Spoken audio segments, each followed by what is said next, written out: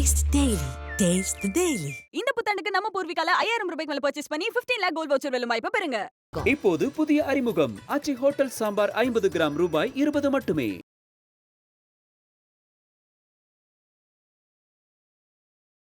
அடுத்த ஒரு 24 மணி நேரத்துக்கு அக்யூஸ்ட் தூக்கிடுச்சு. அதுக்கு பேர் தான் தமிழ்நாடு போலீஸ். ஸோ ப்ரூவ் பண்ணுற கண்டிஷன் கொண்டு வந்துட்டோம். இது ஒருத்தர் தான் ப்ரூவ் ஆகிருக்கு. மேற்கொண்டும் யார் இருக்காங்கிறது ஆய்வில் இருக்கு. இல்லை யார் அந்த சார் அப்படிங்கிறதுக்கான பதில் கிடைக்கல. நான் வரேன்.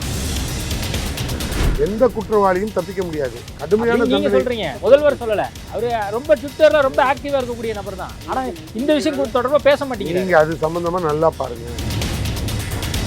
துணை முதலமைச்சர் வந்து பிரஸ் மீட்ல உட்காந்து பேட்டி கொடுத்துட்டு இருக்க முடியுமா? கீதா ஜீவன் விளக்கமா பேட்டி கொடுக்குறாங்க. ரகுபதி பேட்டி கொடுக்குறாரு. உயர்கல்வித்துறை அமைச்சர் பேட்டி கொடுக்குறாரு.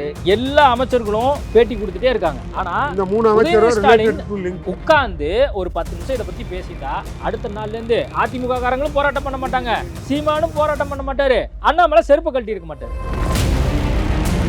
யார் கண்ட்ரோல் வரும் சார்? சான்சலர் யார் சார்? உங்க வயல சொல்லுங்க சார். ஆளுநர் தான். ஆளுநர் தானே. ஆளுநர் எந்த கோயில்ல மணி அடிக்கிட்டு இருந்தார்? சரி, வைஸ் சான்சலர் ஏன் ஒரு வார்த்தை ஏன் வைஸ் சான்சலர் ஏன் நீங்க ரெஃபர் பண்ணல சார்? வைஸ் சான்சலர் யாரையும் இவர் கேட்கவும் இல்லை, அவர் போடவும் மாட்டேன்ட்டார். யார் அந்த சார்னு கேட்டீங்களே, நான் சொல்றேன், ஏன் பழைய கவர்னர் பன்வாரிலால் புரோஹித் தரக்கூடாது, இல்ல புது கவர்னர் ஆர்.என். ரவியா இருக்கக்கூடாது? நம்ம தெரியாம அது சொல்லக்கூடாது. அப்ப நீங்க எப்படி தெரியாம யார் அந்த சார்? திமுக காரரா அவன் திமுக காரன்னு உங்களுக்கு தெரியும். அறிவிக்கப்படாத ஒரு பிரகடன நிலை தமிழ்நாட்டில் இருக்கா? ஐபிசி தமிழ் நேயர்களுக்கு வணக்கம். இன்றைய நேர்காணலில் நம்மோடு இணைந்திருப்பவர் திமுகவின் செய்தி தொடர்பாளர் வழக்கறிஞர் சூர்யா வெற்றிகொண்டான் அவர்கள். வணக்கம் சார். வணக்கம் சார். இப்போ அண்ணா யூனிவர்சிட்டி விவகாரம் நம்ம எல்லாருக்குமே தெரிஞ்சிருக்கோம். இதுவரைக்கும் உதயநிதி ஸ்டாலின் பேசல, துணை முதல்வர் பேசல, முதல்வர் அவர்கள் பேசல. முதல்வர் கூட பேச வேணாம், துணை முதல்வர் பேசியிருக்கணும்ல. பத்திரிகையாளரை பார்த்து இதுதான்ப்பா நடந்தது, இது கண்டிக்கத்தக்கது அப்படின்னு கூட அவர் சொல்லலை. ஏன் பேசாம இருக்கிறாரு? யார் சொல்ல? துணை முதல்வர். ஒன்றும் உங்களுக்கு தெரியுமா? முதல்வர் கண்டிச்சாரா இல்லையா? எல்லா அமைச்சர்களும் கண்டிச்சாரா? எல்லா அமைச்சர்களும் இது கண்டனம். முதல்வரும் துணை முதல்வரும் பேசல அப்படின்னு சொல்லி பாருங்க. எதிர்கட்சி தலைவர் எடப்பாடி பழனிசாமி சொல்றாரு, அண்ணாமலை சொல்றாரு. சார் நான் சொல்றேன் உங்களுக்கு விளக்கம். நடந்தது என்ன? அடுத்த ஒரு 24 மணி நேரத்துக்குள்ள அக்யூஸ்ட் தூக்கிடுச்சு. அதுக்கு பேர் தான் தமிழ்நாடு போலீஸ். சிட்டி கமிஷனரு ஆனரபுளாக அவர் நின்று பதில் சொல்கிறாரு. எங்களுக்கு வந்திருக்க ரிப்போர்ட்டு அலசிட்டோம், அக்யூஸ்டை தூக்கிட்டோம், சம்மந்தப்பட்ட நபரை கூப்பிட்டு டேட்டா ஸ்டேட்மெண்ட் வாங்கிட்டோம். ஸோ ப்ரூவ் பண்ணுற கண்டிஷன் கொண்டு வந்துட்டோம். இது ஒருத்தர் தான் ப்ரூவ் ஆகிருக்கு. மேற்கொண்டும் யார் இருக்காங்கிறது ஆய்வில் இருக்கு. இல்லை யார் அந்த சார் அப்படிங்கறதுக்கான பதில் கிடைக்கல. நான் வரேன். அதே மாதிரி முதல்வர் பேசாம இருக்காரு, துணை முதல்வர் பேசாம இருக்காரு. ஏதோ ஒரு சந்தேக பார்வையோட வந்து அந்த யார் அந்த சார்ங்கிறத பாக்குறாங்க. அப்போ அது திமுகவோட கனெக்ட் பண்றாங்க. அப்போ இதுக்கெல்லாம் நம்ம வெளிப்படையா டிரான்ஸ்பரண்டா கொடுக்கலாம்ல. நான் சொல்றேன், யார் அந்த சாரா இருக்கும் நான் கூட சொல்லுவேன். நான் முதல்ல என்ன சொல்றேன்னு கேளுங்க. முதல்ல இவங்க சிட்டி கமிஷனர் பிரச்சனைக்கு 24 மணி நேரத்தில் ஃபுல் ஸ்டாப் வச்சுட்டோம். அதுவே அவர் பேசிருக்க கூடாது அப்படின்னு சொல்லி நீதிமன்றம் கண்டிச்சுது. ஒன்றும் தவறெல்லாம் கிடையாது. அவர் ஒன்றும் தவறுதலையாக பேசலை சார். அவங்க வந்து சுமோட்டாக கேஸ் எடுத்தாங்க. திரும்பியும் ஒரு 3 ஐபிஎஸ் ஆஃபீஸரை போட்டிருக்காங்க. நாங்கள் எந்த இடையூறும் கொடுக்கல. முதல்வர் இது வன்மையாக கண்டிக்கணும். எந்த குற்றவாளியும் தப்பிக்க முடியாது. கடுமையான தண்டனை வழங்கப்படும். அவரு ரொம்ப ட்விட்டர்ல ரொம்ப ஆக்டிவா இருக்கக்கூடிய நபர் தான். இந்த விஷயம் தொடர்பா பேச மாட்டீங்க. நீங்க அது சம்பந்தமா நல்லா பாருங்க, புரியுதா? அது உரிய நடவடிக்கை ஹை ஸ்பீட்ல ஓடுது. அத்தனை கட்சி தலைவர். நான் முதல்வர் பேசணும்னு கேட்கல சார், துணை முதல்வர் கார்ல உட்கார்ந்து இருக்கும் போது போய் பிரஸ் மீட்ல கேட்கும்போது கூட வன்மையா கண்டிக்கணும். யாரும் அதில் தப்பிக்க கூடாது. அவர் தான் வன்மையா கண்டிக்கிறோம், யாரும் தப்பிக்க கூடாது. ஒரே வார்த்தையில் போயிட்டாரு. இது எப்படி சார் ஒரு துணை முதலமைச்சர் வந்து பிரஸ் மீட்ல உட்காந்து பேட்டி கொடுத்துட்டு இருக்க முடியுமா? எவ்வளவு பிரச்சனை பேட்டி கொடுக்குறாங்க. ரகுபதி பேட்டி கொடுக்குறாரு. அது மட்டும் இல்லாம உயர்கல்வித்துறை அமைச்சர் பேட்டி கொடுக்குறாரு. எல்லா அமைச்சர்களும் பேட்டி கொடுத்துட்டே இருக்காங்க. ஆனா இந்த 3 அமைச்சரும் உட்கார்ந்து ஒரு 10 நிமிஷம் இதை பத்தி பேசியிருந்தா அடுத்த நாள்ல இருந்து அதிமுக காரங்களும் போராட்டம் பண்ண மாட்டாங்க, சீமானும் போராட்டம் பண்ண மாட்டாரு, அண்ணாமலை செருப்பு கழட்டி இருக்க மாட்டாரு. நீங்க ஒண்ணு புரிஞ்சுக்கணும். நீங்க என்ன நடக்குதுன்னு ஒண்ணு புரிஞ்சுக்கணும். அவரு ஒரே வரியில க்ளோஸ் பண்ணிட்டாரு. கடுமையா தண்டிக்கணும்னு சொல்லிட்டு போயிட்டாரு. அது இல்லாமல் லாண்ட் ஆர்டர் அவங்க கண்ட்ரோலில் இருக்கு. அவங்க உட்கார்ந்து எந்த டேட்டாவையும் குறுக்கிட்டு குற்றவாளிக்கு சாதகமாகவோ இல்லை பாதிக்கப்பட்டவங்களுக்கு எதிர்ப்பாவோ பேச முடியாது. அவங்க தெளிவாக 2 பேருமே இது லாண்ட் ஆர்டர் இஷ்யூவை முறையாக பார்த்தாரு, தூக்குனாரு. கமிஷனர் தூக்கிட்டாரு. திமுக காரன் தான் நீங்க. எங்கடா திமுக திமுக தானே சார், எங்கடா திமுக காரன் கிடையாதுன்ட்டோம். எவனோ வரான், சால்வை போடுவான், துண்டை போடுவான், தூக்கி போட்டு போயிடுவான். நான் என்ன கேட்குறேன், இப்போ என்ன நீங்கள் வந்தவொன்னு கேட்டீங்களே இந்த கேள்வியிலேயே, யார் அந்த சார்? நீங்கள் இது வரைக்கும் யார் அந்த சார்னு கண்டுபிடிக்க முடியலையா? துப்பு இல்லையா உங்களுக்கு? நான் கேட்குறது யாரை சொல்றீங்க சார்? இந்த யூனிவர்சிட்டி யார் கண்ட்ரோலில் இருக்கு? நான் சொல்கிறேன், யூனிவர்சிட்டி யார் கண்ட்ரோலில் இருக்கு? யார் கண்ட்ரோலில் வரும் சார்? சான்சலர் யார் சார்? உங்க வாயால சொல்லுங்க சார். ஆளுநர் தான். ஆளுநர் தானே. ஆளுநர் எந்த கோயிலில் மணி ஆடிக்கிட்டு இருந்தார்? சரி, வைஸ் சான்சலர் ஏன் ஒரு வார்த்தை ஏன் நீ வைஸ் சான்சலர்? வைஸ் சான்சலர் ஏன் நீங்க ரெஃபர் பண்ணல சார்? வைஸ் சான்சலர் யாரையும் இவர் கேட்கவும் இல்லை, அவர் போடவும் மாட்டேன்ட்டாரு. உங்களுக்கு தெரியுமா ஒன்று, வைஸ் சான்சலர் இதெல்லாம் நிர்வாகமே எங்ககிட்ட வரணும்னு மசோதா போட்டோம், அசம்பிளில் மசோதா போட்டோம்ல, அத்தனை யூனிவர்சிட்டிக்கும் விட்டு வச்சிட்டீங்க. வைஸ் சான்சலர் வேணாம்னு அத்தனை யூனிவர்சிட்டிக்கும் போட்டோம். இவருக்கு எங்களுக்கும் முரண்பாடு, எதுலையும் கையெழுத்து போடல. அரசே இப்ப மாணவி தான் பாதிக்கப்பட்டிருக்காங்க. கேளுங்க வர, அதாவது ஆளுநருக்கும் நீங்க என்னை முதல்ல முடிக்க விடுங்க பிரச்சனை. சார். ஒண்ணு முதல்ல புரிஞ்சுங்க சார், மீண்டும் மாணவிகள் பாதிக்கப்படக்கூடாதுங்கிறதுக்கு தான் இப்ப பேசுறதே. இதுக்கு யார் அந்த சார்னு கேட்டீங்களே, நான் சொல்றேன், ஏன் பழைய கவர்னர் பன்வாரிலால் புரோஹித் தரக்கூடாது, இல்ல புது கவர்னர் RN ரவியா இருக்கக்கூடாது? இல்ல, இன்னும் நம்ம தெரியாம அது சொல்லக்கூடாது. அப்ப நீங்க எப்படி தெரியாம யார் அந்த சார்? திமுக காரரா? திமுக காரரா? அவன் திமுக காரன்னு உங்களுக்கு தெரியுமா? இல்ல, இப்ப அந்த நபர் ஞானசேகரன் திமுகல இருந்திருக்காரு யார் அப்படின்னு சொல்லி அந்த போஸ்டர் யார் வேணாலும் இருக்கலாம். இப்ப நான் கூட என்ன சொன்னேன், கவர்னர் தான் சொன்னேன்னா, ஏன் அவரா இருக்கக்கூடாது? ஏன் பழைய கவர்னர் பன்வாரிலால் புரோஹித்தா இருக்கக்கூடாது? ஒரு கேஸ் இருக்கு, இதே பாலியல் கேஸ் பிஜேபி கவர்னர் மேல இருக்கு. ஏன் இப்ப நாங்க சொல்லக்கூடாதா? இப்ப நாங்க வந்து அது மாதிரி பேசணுமா? கண்ட்ரோல் யார்கிட்ட இருக்கு? இந்த நடந்த முறைகேடு, அசிங்கம், பிரச்சனை, இதுக்கெல்லாம் கை கட்டி தலை குனிஞ்சு பதில் சொல்ல வேண்டியது தமிழ்நாட்டோட கவர்னர். உன் கண்ட்ரோலில் இருக்க யூனிவர்சிட்டி, உன்னை மீறி எங்கே ஒன்றும் பண்ண முடியாது.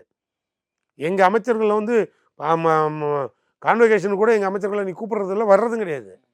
அப்படி முழுக்க முழுக்க உன் கட்டுப்பாட்டில் வச்சுருக்க நீ, இதுக்கு யார் பொறுப்பு? ஏன் இந்த கோர்ட்டு ஆளுநர் என்ன பண்ணுறீங்க? ஏன் வைஸ் சான்சலர் போடலை? சான்சலர் என்ன பண்ணுறீங்க? நீங்கள் இதுக்கு என்ன வந்து பேட்டி கொடுக்குறீங்க? என்ன சொல்கிறீங்க? கவர்னர் கூப்பிட்டா டிஜிபி போக மாட்டாரா? கவர்னர் கூப்பிட்டா கமிஷனர் போக மாட்டாரா? இவங்கெல்லாம் தலையிட மாட்டாங்களா?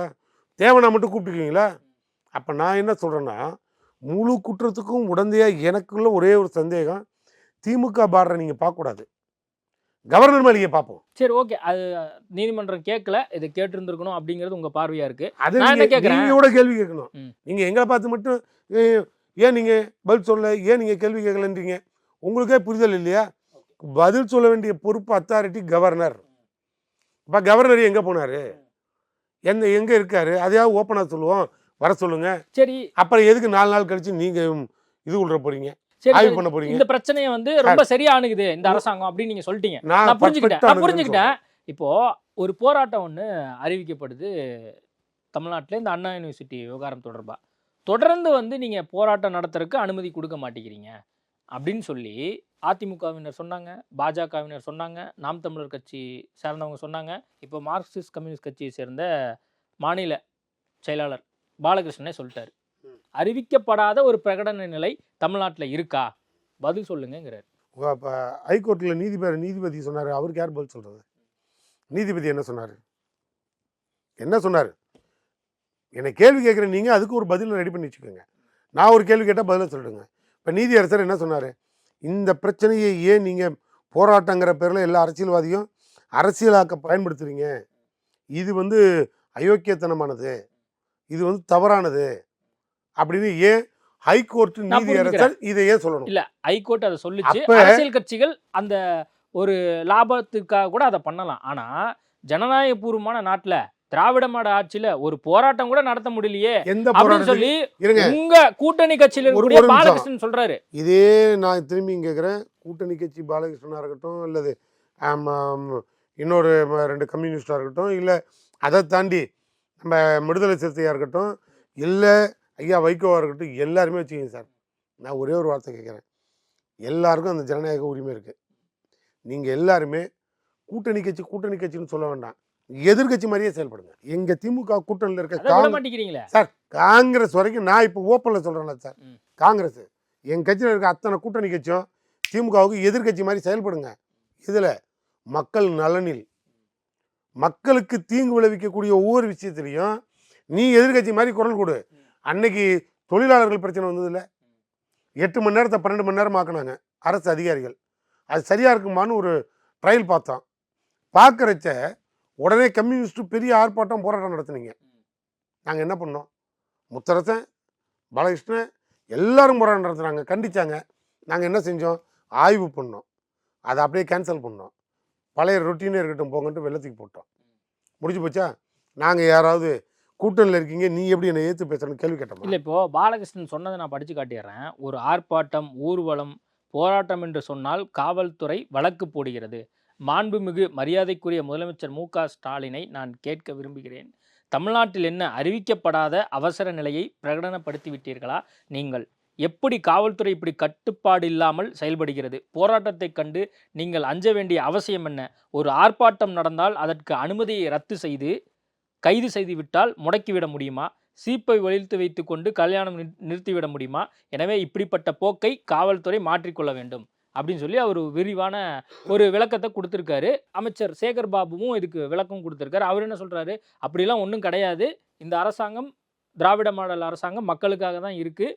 பாலகிருஷ்ணன் என்ன பிரச்சனையோ அது எங்கிட்ட வந்து சொல்லுங்கள், நாங்கள் அதை சரி செய்கிறோம் அப்படின்னு சொல்லி இந்த மாதிரி அறிக்கை வந்தக்கப்புறம், இந்த மாதிரி ஸ்டேட்மெண்ட் வந்தக்கப்புறம் அவர் சொல்கிறார், அப்போ நீங்கள் போராட்டம் நடத்த அனுமதி கொடுக்கல, ஊர்வலம் நடத்த அனுமதி கொடுக்கல, இந்த மாதிரி மக்கள் பிரச்சனை எதுக்குமே நீங்கள் அனுமதி கொடுக்கலன்னு சொல்லி கம்யூனிஸ்ட் கட்சி உணருது. லேண்ட் ஆர்டர் நாங்கள் கையில் எடுத்துக்கிட்டு தனிப்பட்ட முறையில் திமுக அரசு வந்து சட்டம் ஒழுங்கை கையில் எடுத்துட்டு நாங்கள் நடத்த முடியாது. இல்லை, சட்டம் ஒழுங்கு யார் கட்டுப்பாட்டில் இருக்கு?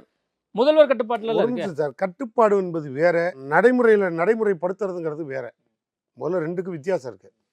அட்மினிஸ்ட்ரேஷனுங்கிறது அவங்களோட டிபார்ட்மெண்ட்டு, இவர் ஓவரால் ஹெட்டு, அவ்வளோதான் அதுக்கு உண்டான அர்த்தம். இது தமிழக அரசு மட்டுமே. இப்போ தமிழக அரசு அனுமதி மறுத்துருச்சு சார், வச்சுக்கோங்க சார். தமிழக அரசு மறுத்துருச்சு, நீ என்ன பண்ணணும்? அப்படியே கோர்ட்டுக்கு போடு, டைரக்ஷன் வாங்க. கோர்ட்டு அனுமதி கொடுத்துருச்சு ஆர்எஸ்எஸ் ஊர்வலத்துக்கு. தமிழக அரசு ஆர்எஸ்எஸ் ஊர்வலம் மறுத்துருச்சு, கோர்ட்டு அனுமதி கொடுத்துருச்சு. ஏன் தமிழக அரசு மறுத்துது? ஒரு கலவரம் வந்தால், நாளைக்கு அதில் ஒரு பிரச்சனை வந்தால் நான் கை கட்டி கோர்ட்டுக்கு பதில் சொல்லணும். எங்களுக்கு மேலே கோர்ட் இருக்குது, கை கட்டி பதில் சொல்லணும். இது லாண்ட் ஆர்டர் பொசிஷனுக்கு ரொம்ப தவறாக தெரியுது, வேண்டான்ட்டோம். கோர்ட்டு இல்லை நீ ப்ரொடெக்ஷன் கொடு, கேட்குறது நியாயமாக இருக்குது, நான் பார்த்துக்கிறேன் அப்படின்னு சொன்னால் கோர்ட்டு அனுமதி கொடுத்த பிறகு அது சொல்ற பாதுகாப்பை கொடுக்குறோம். இல்ல, இப்போ ஊர்வலம் என்ன சொல்ல வராரு? ஊர்வலம் போது அடுத்து அது கூட அவங்க பண்ணலாம். இப்ப கம்யூனிஸ்ட் கட்சி இனிமேல் நீங்க போராட்டம் தமிழ்நாட்டில் நடத்த முடியாதுன்னு நீங்க சொன்னீங்கன்னா அடுத்து அவங்க கோர்ட்டை கூட அணுகலாம். ஏன்னா நீங்க தொடர்ந்து அப்படி பண்றீங்கன்னு சொல்லி அவரு தான் சொல்றாரு. சார், நான் திரும்பி என்ன நீங்க முடிக்க விடுங்க சார், புரிதலோட. இல்ல, நான் பாயிண்ட புடிச்சிட்டேன், நீங்க சொன்னதை நான் புரிஞ்சுக்கிட்டேன். நீங்க கோர்ட் மூலியமா அனுமதி பெற்று கூட நீங்க வந்து போராட்டம் பண்ணுங்க அப்படின்னு நீங்க சொல்றீங்க. அவங்க முதல்வராக இருக்கக்கூடிய மு.க. ஸ்டாலின், மரியாதைக்குரிய ஸ்டாலின் அவர்களை நாங்க கேட்டுக்கொள்றோம், ரெக்யூஸ் பண்றோம்னு கேட்கிறாரு. ஏன் இந்த மாதிரி நடந்துக்கிறீங்க அப்படின்னு சொல்லி கூட்டணி கட்சியில் இருக்கிறனால ஃபர்ஸ்ட் ரெக்யூஸ்டா அவர் வைக்கிறாரு. நீங்க தொடர்ந்து அதை பண்ணீங்கன்னா அடுத்து கோர்ட்டுக்கு தான் போவாங்க. பாருங்க, நீங்க எல்லா போராட்டத்திற்கும் அனுமதி கொடுக்கப்படும், அதுல ஒன்றும் மாற்று கருத்து இல்லை. அதுல மக்களுக்கும் பப்ளிக்குக்கும், அது மக்களுக்கும் நிர்வாகத்துக்கும் இடையூறு இல்லாமல் பிரச்சனைகளை தவிர்க்கக்கூடிய நிலையில தான் கொடுக்க முடியும். அப்படி பார்த்தா அதில் சட்ட சிக்கல் இருக்குது, பிரச்சனை இருக்குன்னா ஹோம் டிபார்ட்மெண்ட்டும் போலீஸ் டிபார்ட்மெண்ட்டும் கலந்து பேசி இதில் ஒன்றும் இஷ்யூ பேஸில் ஒன்றும் இல்லை சார், நீங்கள் தாராளமாக அதை பர்மிட் பண்ணலாம் அப்படின்னா கண்டிப்பாக கொடுங்க. இல்லை இது பெரிய பிரச்சனை வந்துடும் சார் அப்படின்னு ஒரு ரிப்போர்ட் வந்துருச்சுன்னா தமிழ்நாட்டு மக்களை காப்பாற்றுறதுல தான் முதல்வர் இருப்பார் ஒழிய, நீ போய் எவன் வேணாலும் குச்சை தூக்கிட்டு போய் போராட்டம் நடத்துகிறா அப்படின்னு சொல்கிறதுல நாங்கள் இருக்க முடியாது சார், இருக்க முடியாது. அதுதான் முறையும் கூட. ரிப்போர்ட்டை பார்ப்போம், ஆபத்துன்னு சொன்னால் அனுமதிக்க மாட்டோம். அதையும் தாண்டி எங்களுக்கு மேலே கோர்ட்டு இருக்குது, கோர்ட் அனுமதி கொடுத்தா தேவையான ப்ரொடெக்ஷன் கொடுத்து கொண்டுருவான். நாளைக்கு அவன் கோர்ட்டுக்கு பதில் சொல்லுவான், அவன் கோர்ட்டில் போய் எழுதி கொடுப்பான், நான் குச்சி மட்டும் எடுத்துகிட்டு போகிறேங்க, 2 பேர் வரிசையில் போகிறேங்க, 4 பேராக போகிறேங்க, எந்த ஆபத்து வராதுங்க, எது நடந்தாலும் நாங்கள் பார்த்துக்குறோங்கன்னு. இதெல்லாம் கோர்ட்டில் போய் சொல்லிவிட்டு அனுமதி வேண்ட வேண்டாம்னா பிரச்சனை இல்லை, நாங்கள் என்கொயரி பண்ணுறோம். கோர்ட்டு இந்த பிரச்சனையில் அண்ணா யூனிவர்சிட்டியில் உள்ள இஷ்யூவில் எந்த ஒரு முறைகேடும் இல்லை, தவறு இல்லை. பட் 3 ஸ்பெஷல் ஆஃபீஸரை போட்டிங்க, என்கொயரி போகுது. இதில் பெருசுப்படுத்தி நீங்கள் இதை கவர்மெண்ட்டை கேவலப்படுத்துறீங்க. அதுக்கு உள்நோக்கம் தப்பு, உன்னோட போராட்டத்திற்கு உண்டான உள்நோக்கம் தப்பு. அப்படிங்கிறச்ச நாங்கள் அனுமதி கொடுக்கல, அதனால் மக்களுக்கு ஆபத்து, பப்ளிக் பிரச்சனை, அனுமதி கொடுக்கல, இந்த கேஸுக்கே ஆபத்து அப்படின்னு நாங்கள் சொன்னோம்ல, நீங்கள் அப்படியே விட்டீங்கல்ல. ஏன் இந்த பாலகிருஷ்ணன் கோர்ட்டில் போய் கேட்க சொல்லுங்கள் நீதிபதியை, நீங்கள் எப்படி சார் போராடுறாலாம் தப்புன்னு சொல்லலான்னு நீதிபதியை எடுத்து வழக்கு போட சொல்லுங்கள். முதலமைச்சரை பார்த்து கேள்வி கேட்குறாருல்ல சார், நீதிபதியை பார்த்து கேள்வி கேட்க சொல்லுங்கள் சார். சரி போய் அங்கே கேட்க சொல்லுங்கள் சார். சரி ஓகே. யாராக இருந்தால் எனக்கு என்ன சார், கூட்டணி கட்சியாக இருந்தானா எதிர்கட்சியாக இருந்தானே, நான் தான் ஓப்பனில் சொல்கிறேன்ல, மக்கள் பிரச்சனைக்காக நீ எங்களை விட்டு எதிர்கட்சியாக செயல்படு. ஓகே, மக்கள் பிரச்சனைக்காக இந்த அரசாங்கம் எப்படி செயல்பட்டு இருக்கு அப்படின்னு நீங்கள் சொல்கிறீங்க. எல்லா விதமான கருத்தையும் வந்து மக்கள் பார்க்குறாங்க, மக்கள் பார்த்து முடிவு பண்ணிக்கிட்டோம். நேர்காணல் கொடுத்ததுக்கு மிக்க நன்றி. நன்றி sir. Taste the Daily. Taste the Daily. இந்த புத்தாண்டுக்கு நம்ம பூர்விகால 5000 ரூபாய்க்கு மேல பர்ச்சேஸ் பண்ணி 15 lakh கோல்ட் வவுச்சர் வெல்லும் வாய்ப்பை பெறுங்க. இப்போது புதிய அறிமுகம் ஆச்சி ஹோட்டல் சாம்பார் 50 கிராம் ரூபாய் 20 மட்டுமே.